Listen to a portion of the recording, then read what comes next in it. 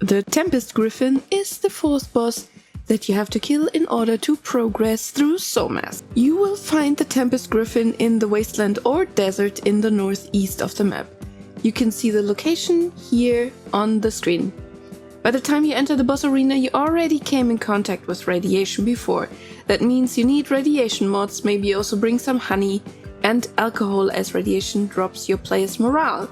If you bring a mount, make sure to also put a radiation mod on its saddle, unless it's an ostrich. To summon the boss, you need to bring a worship container, 5 premium fresh meat, 2 excitant, and 5 seafood quinoa rice. Be careful, as the first Griffin boss is the only one that can't be found when looking for token in the search. You will have to look for Griffin instead and find it in the list there. The most dangerous part of the Griffin boss fight is in the phase where he picks you up and continuously drops you. We did this fight with 3 people and noticed that he almost always targets one person. He has a few attacks that you won't always see in all fights depending on how long the fight goes. Most of them are dodgeable and should be dodged. The most dangerous one is the one where he picks you up and continuously drops you until you die. If you don't dodge this, it might be the end of the fight for you. There are 2 other main attacks. One of him is shooting feathers down on you, and the other one is shooting a big electrical bolt towards one player that will turn into a tornado, a sand cloud, or a green cloud. I've not tried to walk into to check what the green cloud does, but I assume it won't heal you. It is really helpful to have a good bow fighter in this boss fight, for once. Melee fighters can outshine when the Griffin is on the ground.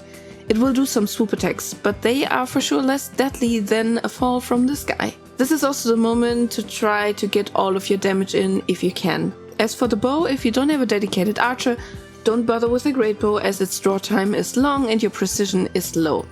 Make a normal iron bow with iron arrows and put some strong poison on them. If you don't have the strong poison but only the weaker poison, it's also fine, but the strong one is of course better. If you have a dedicated archer, this should be your time to shine, especially when you already have the wilderness mark with its mimicry ability that shoots out homing arrows. When you are targeted by the boss, one thing is important: move. Even though dodging is important too, especially the feather attack though is bigger than your dodge distance, so constantly moving makes it harder for the Griffin to target you. Once you have defeated the boss, you can walk into the pyramid with a boss token and unlock your new strength at the console in the middle.